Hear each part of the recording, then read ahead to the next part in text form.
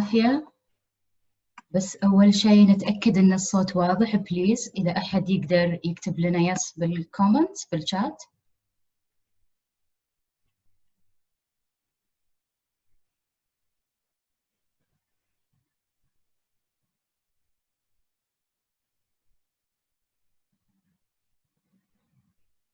يعطيكم العافية. أوكي، بس ناخذ دقيقة ونبلش.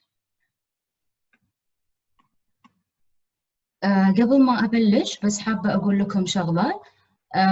أول شيء إن شاء الله إحنا راح نبدأ اليوم بالشرح، وبعدها إن شاء الله راح نبدأ في الأناليسيس في الدسكشن، وبعد الدسكشن راح نبدأ على طول في إذا في questions discussions. فما عليه، أنا اليوم I'm presenting by myself so I will not be able to check the chat regularly. فإن شاء الله نفس ما قلت أول شيء نبدي ما يخالف، أنا راح أسكر الفيديوز والهذا.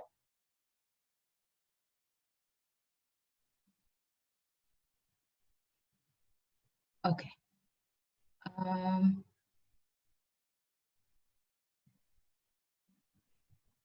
Okay, I think we should start.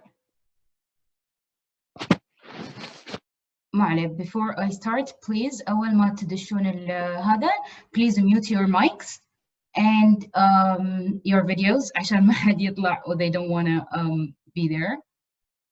One more time, أول ما راح أبلش إن شاء الله راح أبلش في الأناليسيس وراح أبلش بالexplanation of whatever I'm explaining today and of our lecture, and afterwards we will have time for discussion and questions. So I'm saying this because I'm not going to be able to regularly check the chat because, as you know, we have the corporate presentation and I don't want to take your time to actually go on beyond the hour that is designated for this lecture. Okay. أبلش إن شاء الله. أول شيء let me just have this little box over here so it doesn't bother you. Okay. يعطيكم العافية. Thank you all for being here. It's really a great opportunity for us to share basically our knowledge. If you know me, يعطيكم العافية وأهلا وسهلا. If you don't know me, this is Dr. Asmaa Alduhaim من الكويت. I'm an assistant professor of English, a researcher, and I studied basically translation and interpreting. My degree is in simultaneous and consecutive interpreting and translation studies, English into Arabic. Okay, so today we said that we will discuss basically why is it important to analyze text. Why is it important to analyze and understand the source text before actually we go ahead and decide on the approach that we need to translate this text? So in our outline, we will start first with the question, answering the questions that goes as, why do we need to understand the text? Why do we need to analyze the text? If we want to analyze the text within its linguistic features, its extra-linguistic features, or we just need to see the text, read it, and then go ahead and translate it.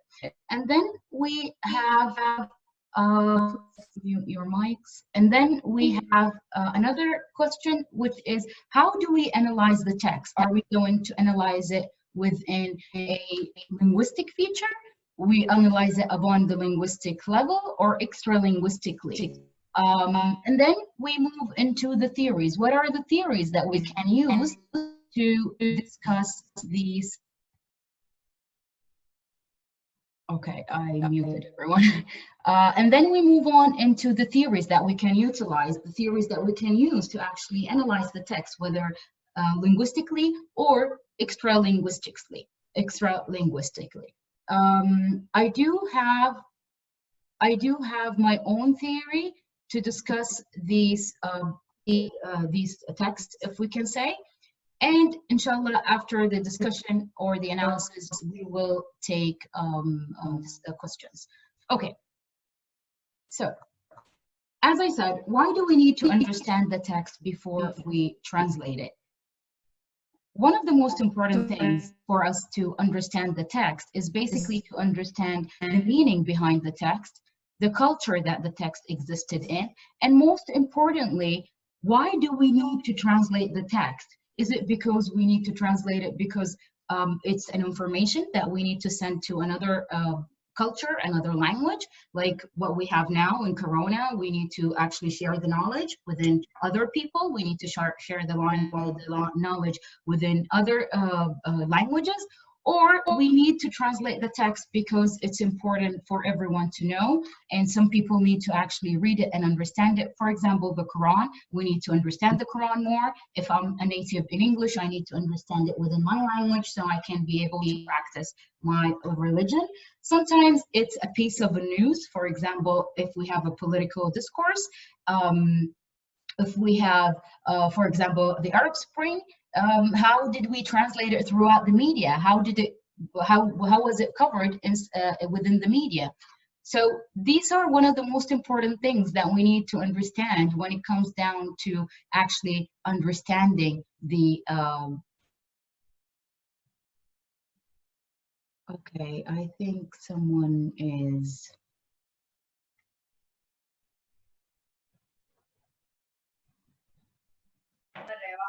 Can you hear me? Dua, can you hear me? Yes. Okay, good. I don't know who is actually doing this, so it's okay. I'll just ignore that. Okay. Okay. So these basically are the reasons why we need to. Does anyone know how I can actually erase this? Okay, clear all drawings. All right, cool, done. Apologies for that. Okay, so as I said, in translation, we have a lot of people who actually suggested that we need to analyze the text. One of those people is Christian Nord, and she actually have a whole book where she is, she suggested a whole model of how do we translate. Yes, thank you very much, Rima. I've got it covered.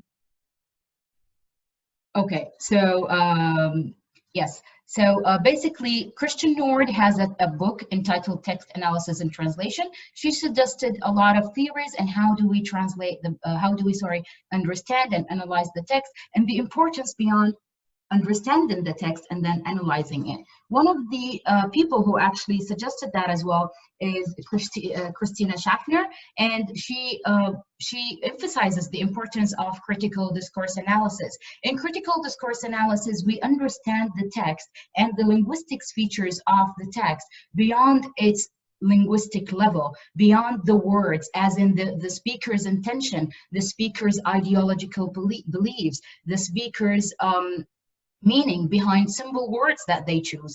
And she said that when we implement critical discourse analysis, we are actually choosing how do we approach the translation and the purpose of the translation. So again, one of the most important things when it comes down to why do we need to understand the text is because we need to understand how am I going to basically choose the best approach to translate the text? How am I going to choose a specific words to translate the text? And if I'm going to choose certain words or certain terminologies and I will convey them the way they are, or it will be considered offensive to the culture.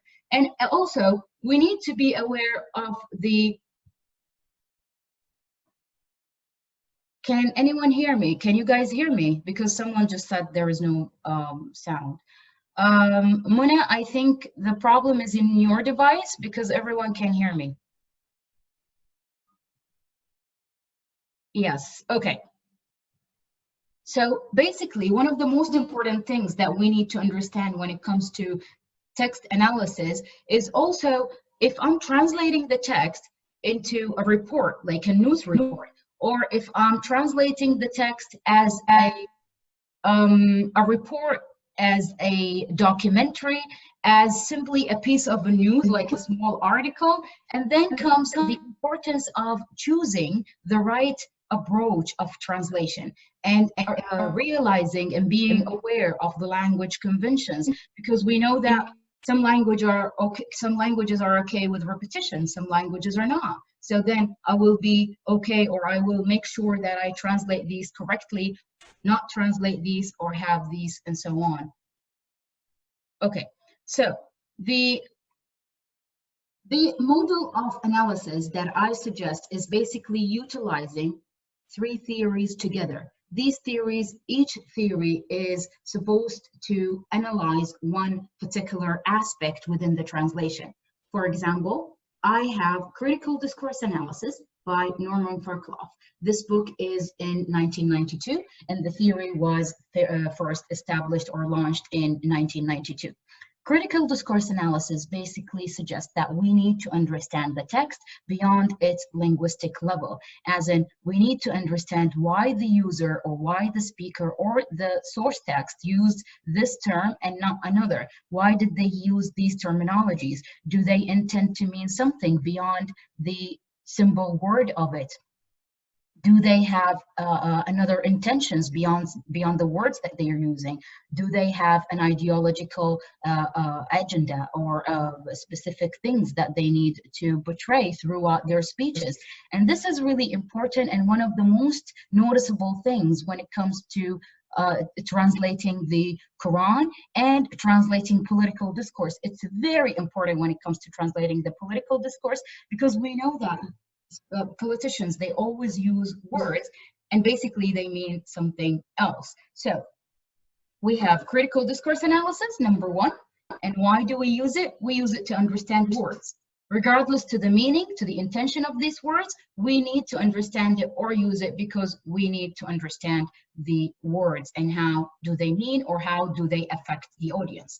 And then we move into another very important theory that we just launched recently, and because of the importance of translation and how interdisciplinary it is, we actually utilize these theories, all of them, inside this model. So the importance of multimodality and the Kress multimodality approach is we need to understand first how different mediums and modes, as in images, hyperlinks, the title is bold or red, how, and hyperlinks in Twitter accounts, when they are all together in one text, how are they affecting or shaping the text? How is it changing the overall image and understanding of the text? That's number one when it comes to multimodality. Number two, the genre.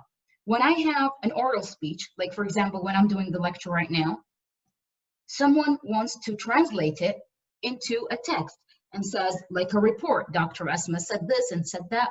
Is this going to change the language?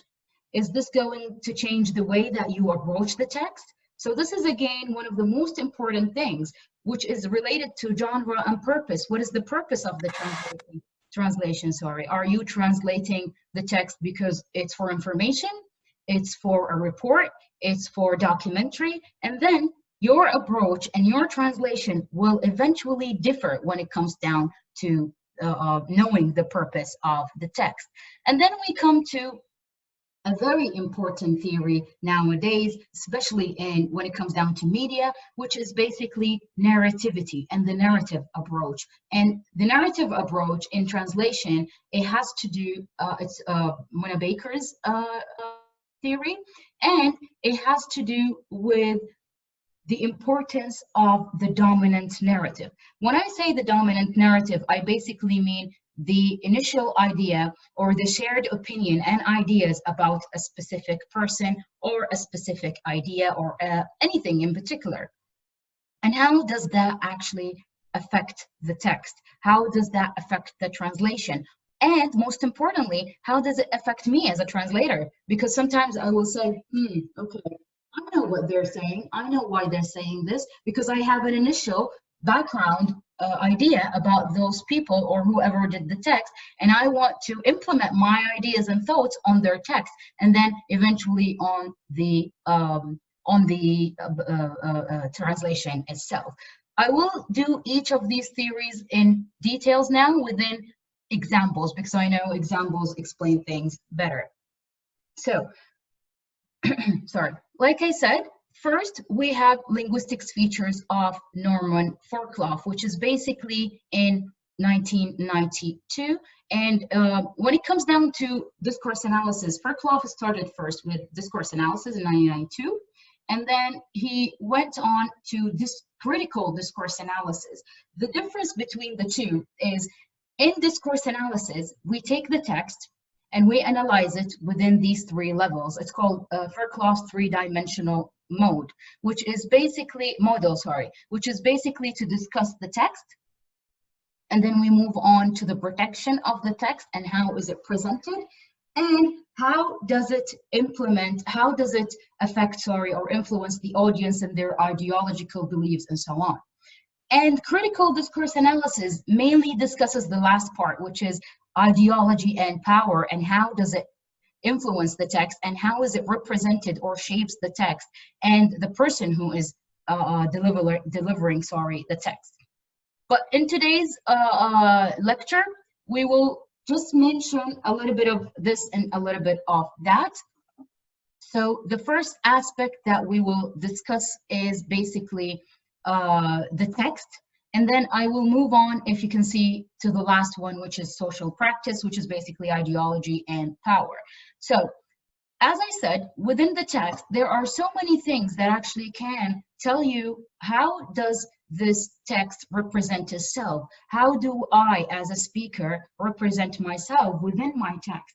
And how do you understand the text? Simply by understanding, why did I choose this approach? How did I choose this method? And so on and so forth. So basically,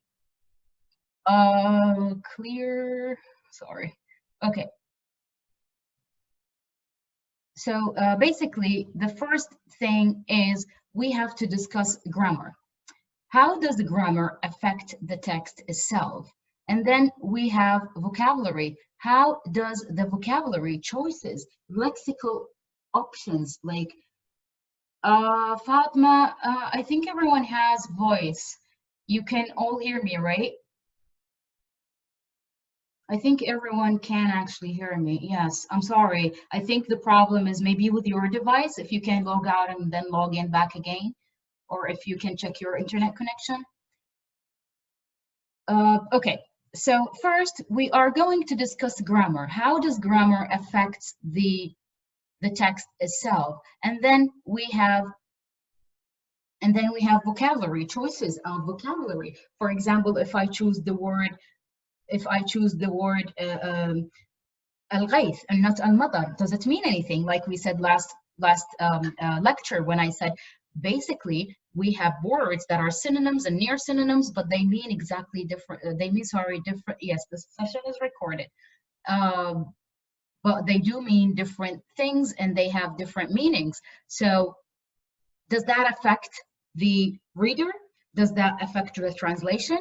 If I'm a translator, but I don't really understand the difference between al-matar and al-ghayth, I just say, okay, rain, rain. Does that affect the target text or not? See, those are the important things that related, again, to understanding the text before we actually translate it. Of course, foul language and metaphor, which is related to the culture. Is the culture that I'm translating to going to understand this, or they're not? The foul language, is it offensive to the target text, or it's considered okay?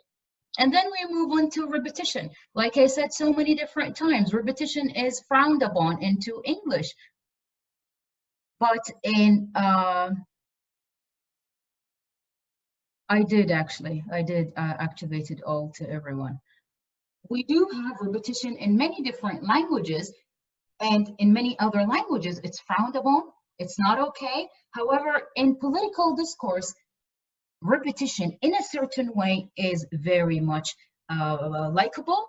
It's actually one of the ways to emphasize meaning and emphasize the importance of whatever the person is saying. And lastly, ideology and power. How can I reflect my ideology and my power over you by simply saying one word or another? For example, when al-Gaddafi said in his political discourse or in his political speeches, أنا مو أي قائد، أنا صاحب الثورة, أنا, which basically shows the people that I have the power over you. Although I'm not considering myself to be a president, I have more power than you. We will do these in examples. Thorough examples can actually make you understand the point better. Repetition is when you repeat words, synonyms in one place, or when you repeat a phrase more than once. We will take examples now. Don't worry, I like to give you guys the idea first and then go on with examples. So, first example is, okay, so the first example is when it comes to pronouns. We do know that in all languages, using the pronoun we is different than using the pronoun I. How is that different? When you use the pronoun I, is basically because you want to emphasize a certain idea. The idea of, we will have a whole discussion and questions afterwards, inshallah, after the lecture.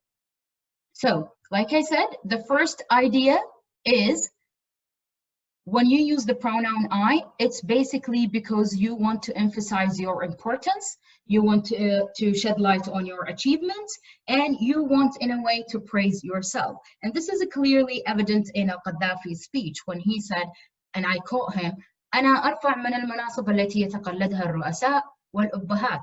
أنا مقاتل, مجاهد, مناضل, ثائر, which basically shed light on his importance, describes himself in a very good way, and praises himself. So here, this is the first time, the first evidence of using the pronoun I and how it sheds importance of that person, and yes, exactly, talking about himself.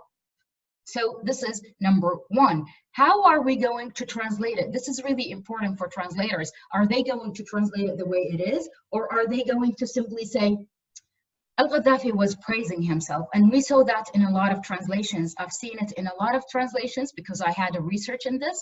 And a lot of research, a lot of translations simply said Al-Qaddafi was praising himself. They didn't, because in the text, Al-Qaddafi did praise himself and use the pronoun I for more than 105 times. So for a translator, they will evidently see like, okay, it's not really important. I'm simply going to say Al-Qaddafi was praising himself, using adjectives like so and so and so. And then we have another important example, which is by Hosni Mubarak when he said, عملت من أجل مصر واستقرارها, اجتهدت, لم أسعى يوما للسلطة أو شعبية زائفة, أثق بأن الأغلبية الكاسحة تعرف من هو حسني مبارك, which is basically praising himself. Al-Qaddafi here is, Hosni Mubarak is praising himself. He is saying that he is important. He is basically stating all his achievements and how everyone in Egypt knows Hosni Mubarak. So here we have to differentiate between the importance of the pronouns and how they are influencing the text. So we have pronoun I, which basically influences the text as in, this text is all about me. I am the person who did this. I am the achiever. I am this and this and that. And then we have another pronoun, which is, yes, of course, sometimes translators force their ideologies on the text. And then we have another pronoun, which is the pronoun we. And again, the pronoun we is always used by politicians to engage themselves with the audience. How do they engage themselves with the audience? You will see them say, I did this, and I did this, and I did that. And then when it comes down to making decisions, or making options, and I want things to be done, they will include the people. When they want to provoke people's attention and provoke their emotions to get them to act, they will include them with them and include them in the decision. And this is seen in the example by Trump, President Trump, when he says, we have people that are not working. We got 18 trillion in debt. So basically, Trump is including himself with the people who are not working in the States. We need them to go work. I need you to vote for me so we can find a solution for this. We have 18 trillion in debt. So I need you to help me out to work this together again. So here we have the idea of the importance of pronouns. We have the pronoun I, which basically designates the importance of an individual, my achievements, I'm praising myself. And then we have the pronoun we, which basically provokes people attention, it provokes emotions, and includes people together, like me and you, we're all together. And here comes the importance, of translation and the translator himself. And how do they choose to translate this? As if they say, Trump says, for example, in Arabic, ويقول ترامب هناك دين كبير وهو 18 trillion or something like that dollar. Or they will use another approach, which is to distinguish the pronouns that the president used. So again, it comes down to the way this translation is done, the approach that we chose, or we choose, or we want to choose basically, and the purpose of the text. Because when it comes to political discourse, most of the time, it's rather important for the people the presidents are speaking to. Trump is talking to Americans, so of course they understand English, and that's their country. So he is addressing them using we, and that's what it's important, just like how Gaddafi was doing. However, if we translate it into Arabic, it's just a piece of news. So Trump is not waiting for me to do any kind of action. So basically, the use of we is rather not important here. A translator might just simply chooses to translate it as in Trump يقول إنه يحتاج إلى and so on and so forth. So we move into another example. So that's basically when it comes down to pronouns. And then we move to the very important aspects of vocabulary. I can never, as a translator, and as an interpreter, I can never emphasize the importance of vocabulary, whether we have specific slogans and terminology, whether we have synonyms, whether we have near synonyms, or whether it's simply words that might mean nothing to the listener, but to an interpreter, to a translator, to the person listening, and the speaker themselves, it means a lot. One very famous example I always use is Sabah al-Thawra by al-Gaddafi. Al-Gaddafi, when he started his speech in 2011, during the Arab Spring, he started his first speech saying Sabah al-Thawra. To Libyans, Sabah al-Thawra means something else. For us, anyone who is not in Libya, anyone who's not Libyan, we will not really understand Sabah al-Thawra. Does he mean the Thawra in the Arab Spring, الربيع العربي? هل يقصد آثار الربيع العربي?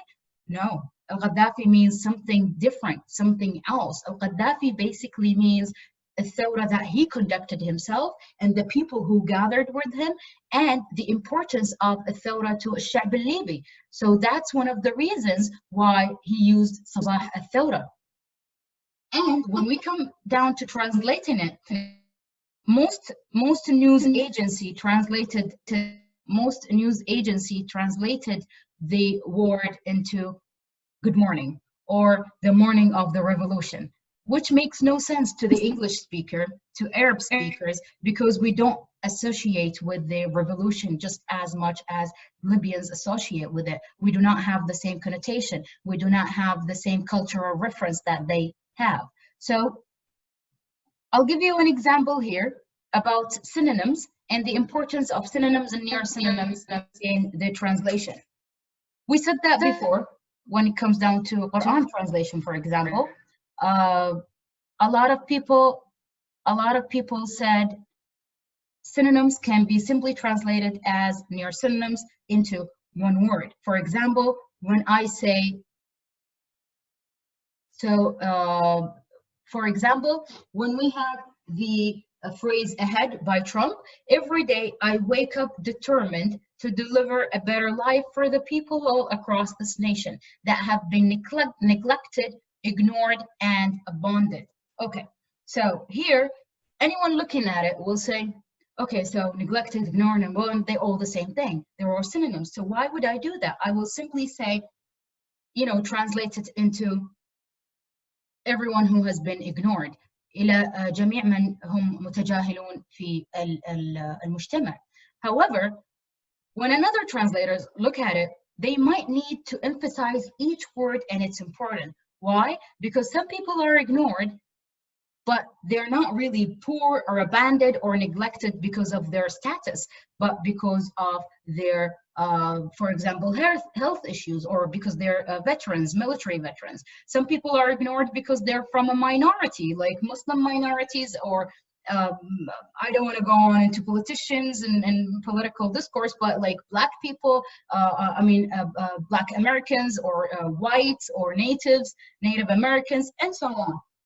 So this is an important phrase, and there is obviously a meaning why Trump used these three synonyms together. It's not simply because it's arbitrary, like we said. It is obviously intentional.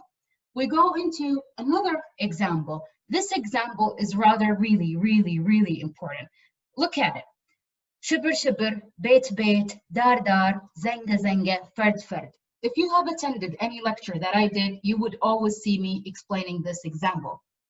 Not because it's funny, but I believe it's ironic how people look at it and laugh, because most of the time when I have it, people laugh because Zenga Zenga Gaddafi, it's funny, it's ridiculous. No, this is actually a threat of killing people. So this is really, it's as sophisticated as it is. People think it's funny. It was actually made into a song and people mocked it, but it's a threat of killing people, hunting them basically down. And that's really scary when you think about it.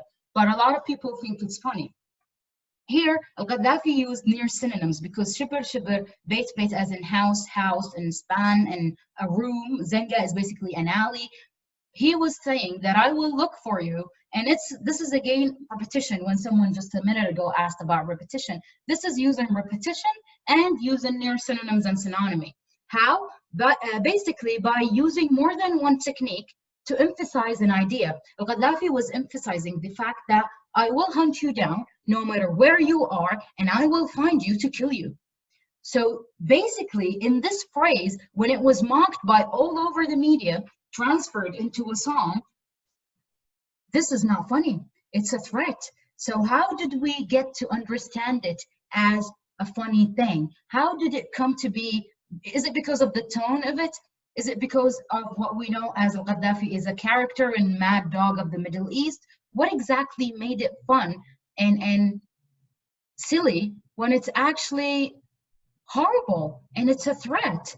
So this is basically one of the approaches, or one of the difficult things that we translators face. When you look at it, people are laughing at it. As an interpreter, when they were listening to it, the interpreter was like, Al-Gaddafi will look for anyone, but Al-Gaddafi will look for anyone eagerly. He will hunt down protesters. Okay, if you think that translating this into English might sound really weird, like inch by inch, house by house, it would actually be structurally very weird in English. However, you can simply choose to convey it with emphasis. Like Al-Gaddafi says, he will hunt down people and look for them everywhere. So you change the language, you change the way you actually approached the text, but you still conveyed the same meaning, the same message. Hello. Hello. Okay, sorry about that. I don't know who that was. Okay. Zenga means an alley. الممر الضيق. Yes, it means an alley. Example number one. Okay, example number one. What do you need to, how do I need to explain it? But explaining example one is basically to say that when Trump used these synonyms together, it's not simply to emphasize the idea that there are people that are actually abandoned and neglected in the States, but he meant that I will target all the people who are neglected because of their status as if they're poor or rich. I will help people who feel abandoned, because a lot of people will feel abandoned simply because they are from a poor family, because they are a sect of the society, like, you know, their origins basically, like Mexican Americans, Arabs Americans, and so on. So he targeted each sect by using different words to actually convey the message, like abandoned, neglected, not simply saying neglected to mean everyone. Okay, we move on into another example, which is basically using euphemism. Basically, this is to simplify bad words or to say something in a better way. So in his speech, Al-Gaddafi used the word or the phrase "ماخذين حبوب راه." "ماخذين حبوب" means, this translates literally to, they are taking, by the way, they do take pills, or they are taking pills. He did not specify what those pills are. He did not say if it's drugs or whatever, but obviously in Libya, this was totally understood as people were actually, those people who are protesting, they are drug users and they are taking hallucinations pills. And in the news, these were translated into Gaddafi accuses protesters of being drug addicts and people who took what is it called?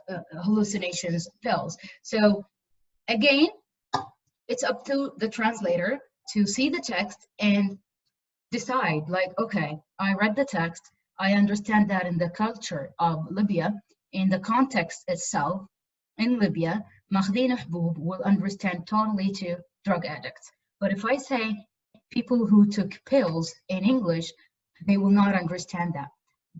Basically, they're not going to understand the meaning, and they're not going to understand what that means. So I cannot basically, sorry, say those people who took pills. So I have to say people who took drugs, people who are using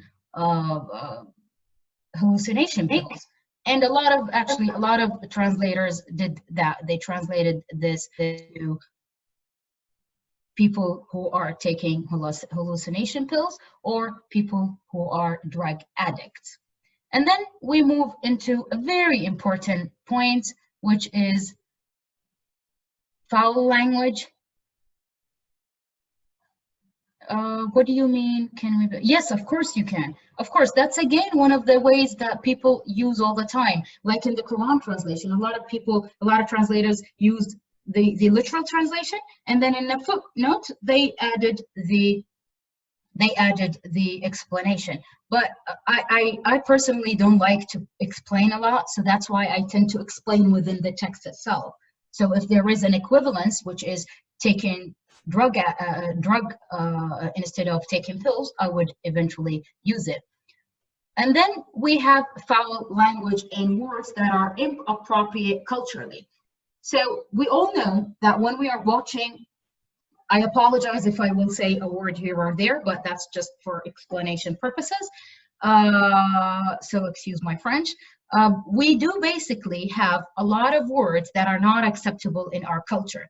Words that are related to God, words that are related to gays or lesbians. It's simply not, it's just frowned upon in the internet or in the media or in the newspaper. So people always translate it into different words. For example, taboo words like shit, it's always explained or translated into words like sirqan, which is basically not the right translation, and also the F word, which also was translated to tabban. The problem with this is the idea that a lot of people will later on use the word thinking that's the right equivalence to it, or that's the right explanation, and it's unfortunately wrong, which would cause a lot of problems. We also have the word that is not culturally appropriate in our societies, especially the Gulf society, which is girlfriend. And if you notice, actually there are a couple of books that I don't recall the names of now. They actually translated a piece of literature, like a novel, from English into Arabic. In the text or in the novel, the guy was explaining that his girlfriend was doing this and his girlfriend and his girlfriend. So the person translating the text chose to translate girlfriend into khatibati, which is translates into English into fiance, or my wife. And that's actually wrong, because sometimes, like, what if throughout the culture, what if throughout the novel, he will say, I propose. So how can you propose to your wife or your fiance? So again, we need to understand, why do we have this text translated? What's the purpose of translating the text? And what's the genre that I'm translating the text to? So I can actually initiate a better translation, say girlfriend and صديقته, for example. So again, it's back to the culture. It's back to, yes, respecting the culture. Of course, you can respect the culture. But again, if you are translating, you have to be loyal to the text. You have to understand the text itself and be loyal to it, because when you're translating, you are not saying something else. You're not the author. You're the author's tongue. And I always say that when it comes down to interpreting. When the minute I start going to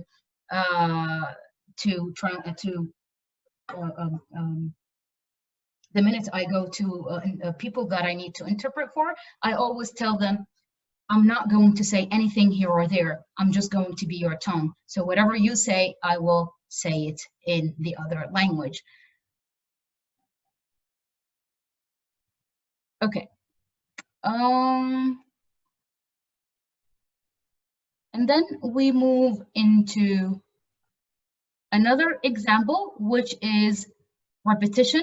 Like I said a while ago, repetition is really important in Arabic. Repetition is one of the linguistics features of Arabic language that people always use in their text, whether simply by repeating the phrase itself or by repeating the synonyms and near synonyms within one context. The reason why people in Arabic do it, it's because for them, they believe this adds up to the linguistic beauty, this adds up to the importance of the speech, and emphasizes the point more than more or less. So the first example we have is فَإِنَّ مَعَ الْعُسْرِ يُسْرًا إِنَّ مَعَ الْعُسْرِ يُسْرًا. This is an example from the Quran. We do know that in English, the repetition in text is very frowned upon. However, repetition in in political discourse is not frowned upon, but it's used differently. So people in English will not say or will not repeat the word more than once. They will simply use, like Trump did, near synonyms or synonyms, or say the word and then, like, we shall do this, and then say another word, but not repeat the whole sentence like we see in the Quran, for example. The English translation for this was, I believe, I have it here somewhere, yeah. Truly, where there is hardship, there is also ease. Truly, where there is hardship, there is also ease. So that was by Abdul Halim in the Quran translation, a New English translation. So basically what the translator did is literally translated the meaning and repeated it. Maybe this is because of the fact that this is actually the Quran. People felt that it's necessary to simply repeat whatever is said and cannot play with it or mess with it. Again, back to the purpose of the text rather than why I need to just change the text upon my own understanding. So again, this is one of the most important things that we as translators deal with. How do I copy this into English, or how do I translate it into English? A lot of people will simply say, فَإِنَّ مَعَ الْعُسْرِ يُسْرًا, or indeed, فَإِنَّ مَعَ الْعُسْرِ يُسْرًا, or indeed, truly, where there is hardship, there is also ease. Indeed, the word indeed would actually do the emphasis, will do the confirmation and the assurance that this is really important and we need to emphasize it. So again, as interpreters, as translators, we can play with the text, we can emphasize the text in a different way that is acceptable in the other language. This is really important, that when you're translating into Arabic, you are aware of the conventions and the norm of the Arabic language. When you are translating into English, you are aware of the English language and its norm and what is acceptable, what is not acceptable in the Arabic language. So again, basically, you are translating into a culture and a language that you need to be, you need to have a text that is acceptable in that language. I apologize if I'm not checking the chat. I will take all questions as long as you want afterwards, inshallah. Okay, we have another example, which is the repetition of Hosni Mubarak's political discourse during the Arab Spring, which states as تألمت كل الألم and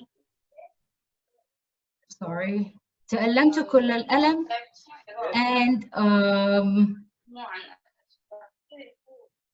I'm trying to mute. Okay, 1 minute, sorry. I keep muting everyone, but I don't know how it happens that they get unmuted. Okay, so again, Hosni Mubarak in his speech, political speech during the Arab Spring, Hosni Mubarak said he used the al-maf'ul al-mutlaq in Arabic, which is basically to emphasize the importance of the way he feels towards Egyptians and that he will actually take actions. So he used it saying, تألمت كل الألم, أسفت كل الأسف.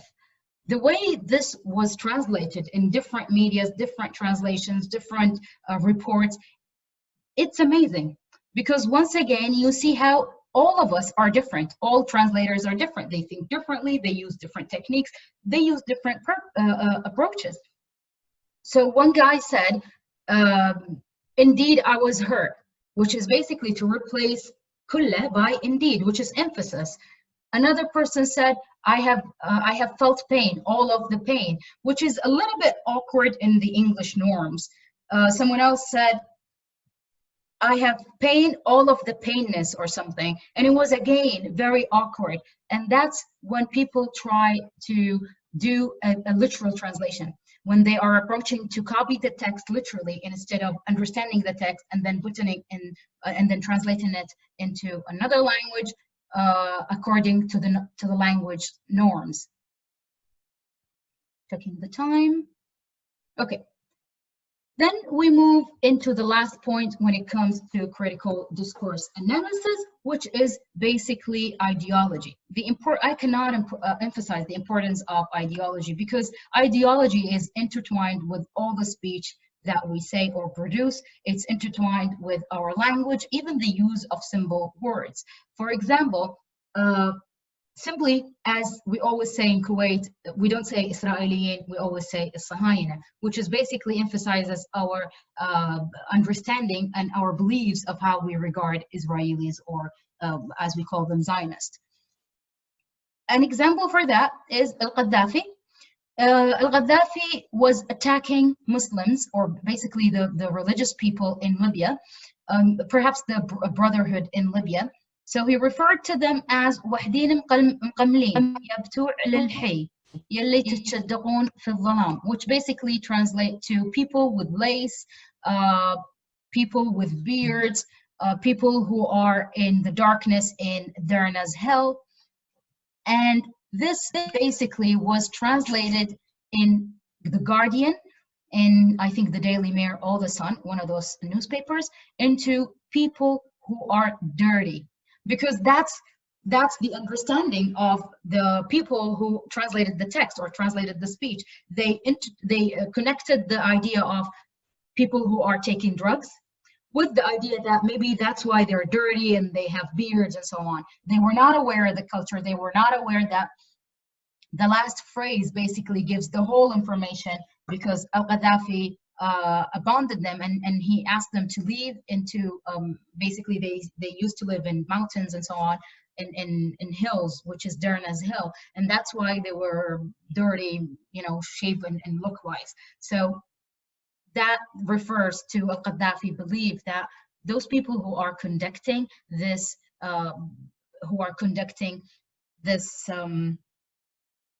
this protest and the demonstrations, they're not Libyan, they're not good people, they're mainly people who are affected by drugs, they are mainly people who are sick, they are mainly the Muslim Brotherhood, maybe because they want to ruin the country. And you see afterwards the way he actually says that clearly, that people want to turn Libya into a caliphate or something.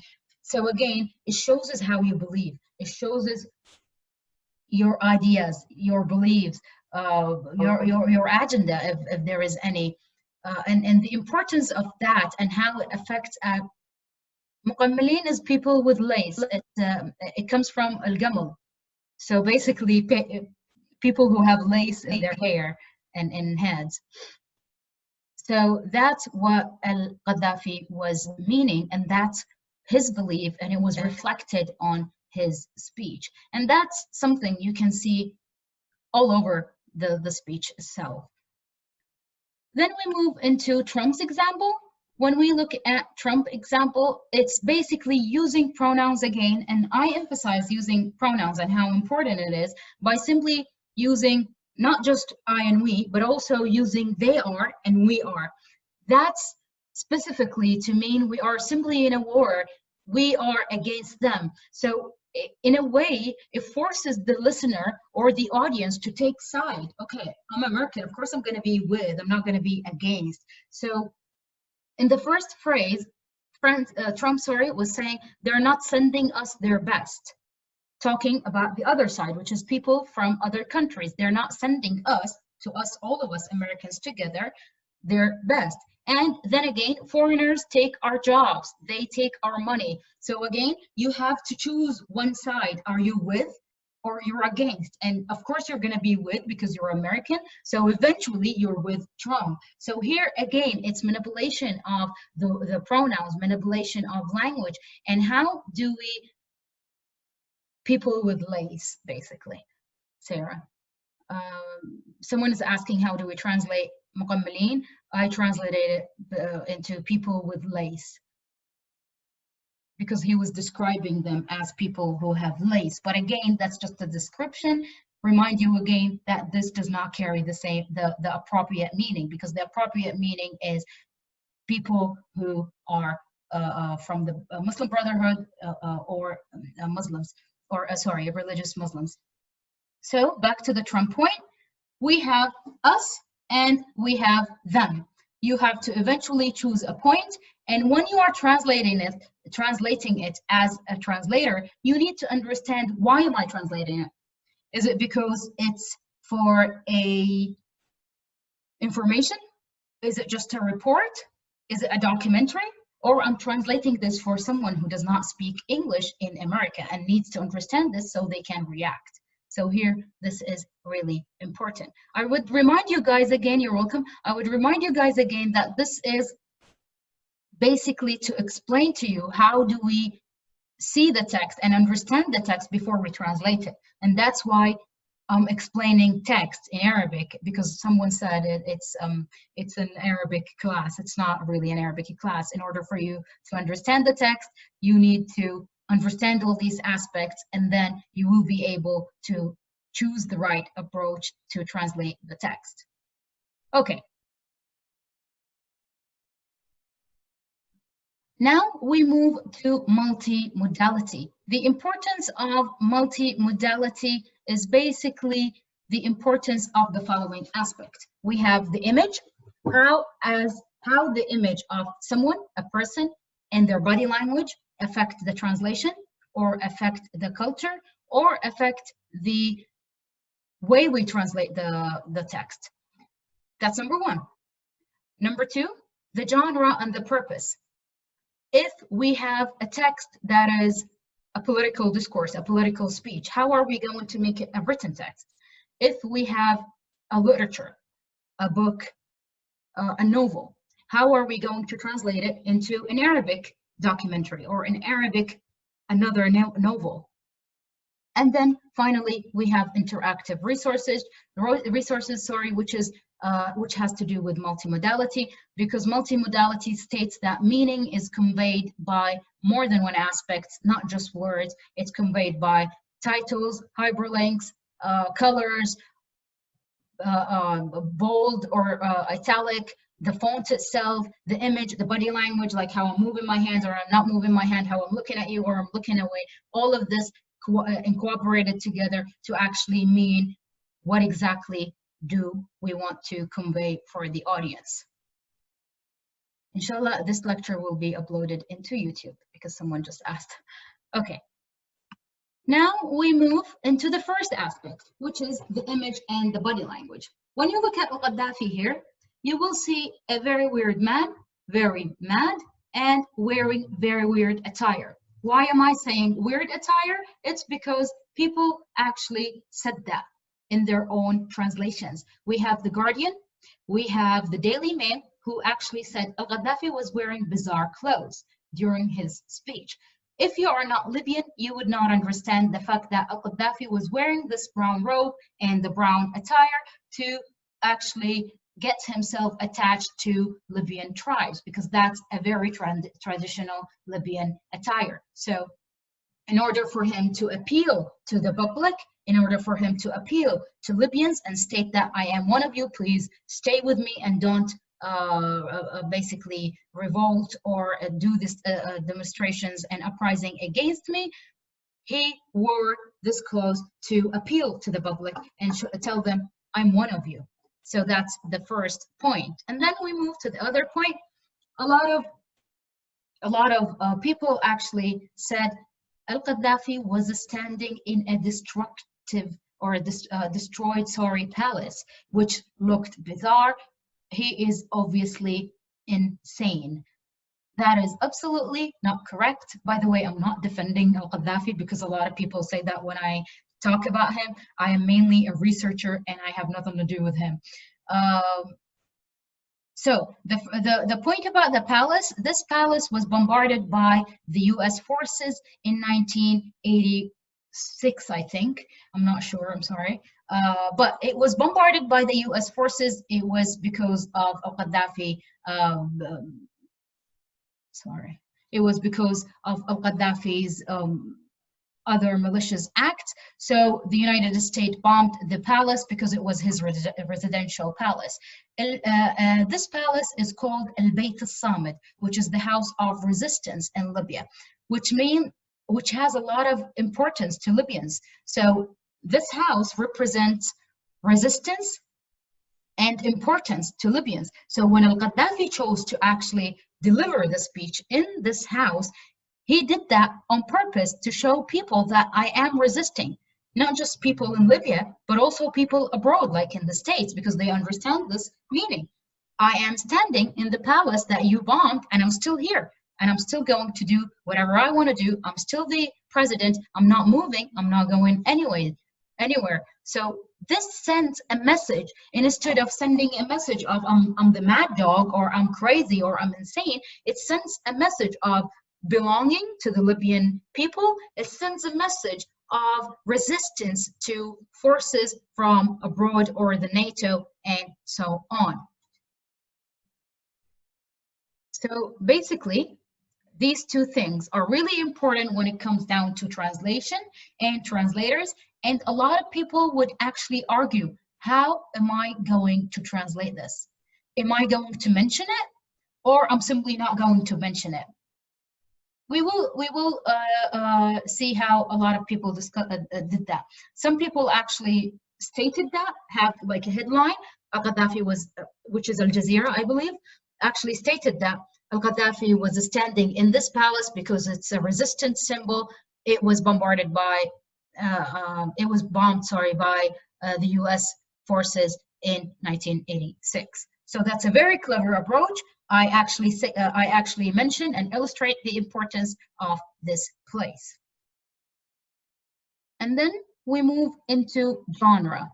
The importance of genre is basically when you sit down as a translator and decide, okay, am I going to translate the Quran as an interpretation, as an explanation, or I'm translating the Quran because it's a Quran in English. It's a holy Quran again. Again, you need to sit down as a translator. the first question I ask when I receive a text is, what's the purpose of this translation? Is it because of educational purposes? Is it because you want me to explain it? Is it for a report? What do you want me to do with the translation? So then again, you will sit down and try to think of the best approach that you will approach the text and decide upon that. So we have the first thing we need to understand is, why am I translating this text? So the purpose of translating this text. And then the genre. The genre is rather important because of the conventions of the language, the conventions of each genre. When you are writing a news report, it's different when you are writing a novel. It's different when you are writing a report, when you are writing a documentary. You use different styles, you use different language, you use a lot of words, or you summarize. And a very famous example nowadays is press conferences. We have a press conference every day. As a translator, if you were asked to translate for a newspaper or for the TV, you will not simply say, Assalamu alaikum. راح أقول لكم اليوم شنو details about the coronavirus in Kuwait. No, you will simply say, in 19th of May, Dr. blah, blah, blah stated in a press conference that this is how, and then you will basically say the information. So again, the genre dictates on the translator the approach they use, the style of language, the style of norms that are acceptable in that genre and what is not acceptable. You cannot just transcribe the press conference. So again, you have to ask as a translator, it's your job, it's your task actually to say, what's the purpose? What is the genre I'm translating to? Am I translating it to this or this or that? Why? Because I need to understand the text and the purpose I'm translating it to. I need to understand the audience, the culture, because some cultures are okay with these words, some cultures are not. So I need to understand the culture, the text, genre, and the text purpose. Why am I translating this? What genre am I translating? And the culture that you are translating this into. So this is really important. Really important, and then you will be able to actually decide what's the translation approach that I will use. And then we have a final aspect of multimodality, which is basically interactive resources. Why interactive resources are important? It's because nowadays people are actually using interactive resources like tweets, forums, pictures, videos, other articles, the font itself within the title to actually state a point. For example, we have here the CNN. They are saying China hits back at so-called coronavirus lies by US politician as a war of words escalates. So basically this article is to hit back at Trump, because Trump kept saying that the virus is a Chinese virus, it came from China. So the CNN is against Trump, politically, I mean, in the States, it's known to be against Trump. So what they did is had this article and then had a very famous Chinese ad or Chinese video that was spread all over the internet recently about China actually warning the States, and the States being like indifferent and saying no, it doesn't exist. So when you implement that in the text, you are actually shaping the text in a certain way for the audience to believe what you say, because you are emphasizing a point and you're proving the point by different resources like tweets, forums, videos, pictures, and so on. Again, as a translator, you need to understand, how are you going to refer to this? How are you going to translate this? Are you even going to translate it? Are you even going to mention it? Yes, it's recorded. Some people would simply say, like a footnote or explanation, in this article, the CNN is against Trump, and that's why he wanted to the article framed the Trump as the bad guy who attacks China, and that was China's answer to him. And that's why we see this. And then they translate the article. So again, it's back to what people are up to, what they understand, and how do they will approach the text. Okay? We move to another example. Oh, okay, no more examples about multimodality. So we move into the last theory in the model, which is basically narrativity. Why narrativity is important? Narrativity is important because we need to understand the dominant narrative, and then we will apply selective appropriation in translation. This is done by almost all translators. The idea is basically the links for the lecture will be uploaded. The lecture will be uploaded in YouTube. The links will be there in my Twitter account, inshallah. Okay, so when I say dominant narrative, a lot of people say, what do you mean by dominant narrative? It's very vague, I don't understand it. And my answer is always, look at this picture. What do you see when you look at this picture? If I tell you, okay, I need you to translate a text, would it really influence your opinion about the text if I told you it's by Boris Johnson or Gaddafi or Trump or the president of North Korea? Or you will deal with the text exactly the same, whether it's from Trump, Gaddafi, or it's from Bush or whoever. Are you going to treat the text similarly, or you will deal with it differently just because it's from a certain person? I believe the link will be available in Twitter, inshallah. I believe that a lot of people are influenced by the person who wrote the text or the person who actually did the text. And the reason why, it's because there is a dominant narrative. What we mean by a dominant narrative is the opinions that we share, the opinions that we have about the people before we even know them. Or it's like prejudice, basically. We know something, we know Gaddafi Maynoon, we know Gaddafi is a crazy person, that's it. I will translate the text in a mocking way, in an irony, rather than in a very serious way.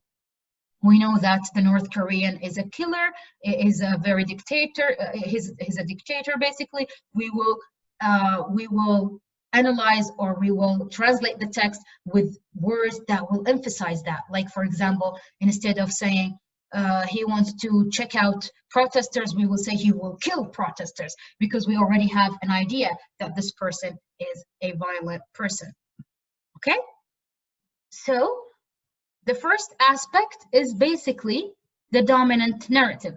The dominant narrative is, yes, it's related to opinions. The dominant narrative, for example, nowadays is that Corona is killing people. So we will see that mostly all newspapers will have the first page saying the death rate. We have it in Al-Qadis, and it says Thiman Halat Wafat.